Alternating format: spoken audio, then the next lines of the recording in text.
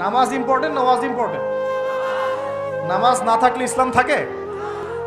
আমি আজকে একটা হাদিস পড়ে আসছি, আস্তে আস্তে পড়তে পড়তে আসছিলাম এগুলা, যে ইসলামের শেষ জামানায় ইসলামের যে বিষয়গুলো উঠে যাবে, হ্যাঁ, ইসলামের যে বিষয়গুলো উঠে যাবে তার মধ্যে অন্যতম একটা হচ্ছে আল্লাহ পাকের আইন, আল্লাহ পাকের শাসন। উঠে যায় নাই সারা বিশ্ব থেকে? আস্তে আস্তে আস্তে উঠে গেছে না? আচ্ছা, এরপর বাকি থাকবে নামাজ। এরপর বাকি থাকবে কি? নামাজ। ওই নামাজ হবে সর্বশেষ ইসলামের রুকন, যেটা সর্বশেষে উঠে যাবে, নামাজও উঠে যাবে।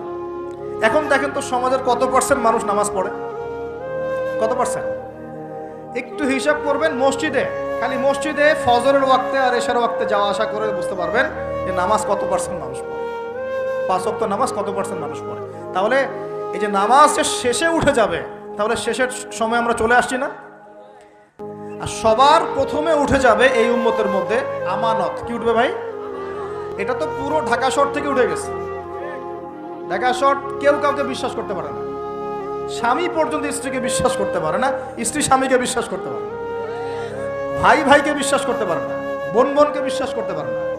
হ্যাঁ, ইমাম সাহেবকে কমিটি বিশ্বাস করতে পারে না, কমিটিকে ইমাম সাহেব বিশ্বাস করতে পারে না, মাহফিল কমিটিকে বক্তা বিশ্বাস করতে পারে না, বক্তাকে মাহফিল কমিটি বিশ্বাস করতে পারে না। হ্যাঁ, তারপর দেখা যায় যে বস, অফিসের বস কর্মীদেরকে বিশ্বাস করতে পারছে না, কর্মীরা বসকে বিশ্বাস করতে পারছে না, শাসক জনগণকে বিশ্বাস করতে পারে না, জনগণ শাসককে বিশ্বাস করতে পারে না।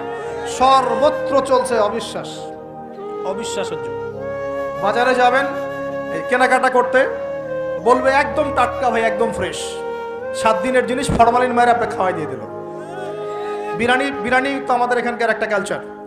বিরিয়ানির ইয়েতে যাবেন, গরু বলে যে কত কুকুর শিয়াল খাওয়াই দিচ্ছে আল্লাহ ভালো জানে, তাই না? গরু খাসি বলে কুকুর শিয়াল খাওয়াই দিচ্ছে, একদম তাজা দেশি মুরগি বলে মরা মুরগি খাওয়াই দিচ্ছে।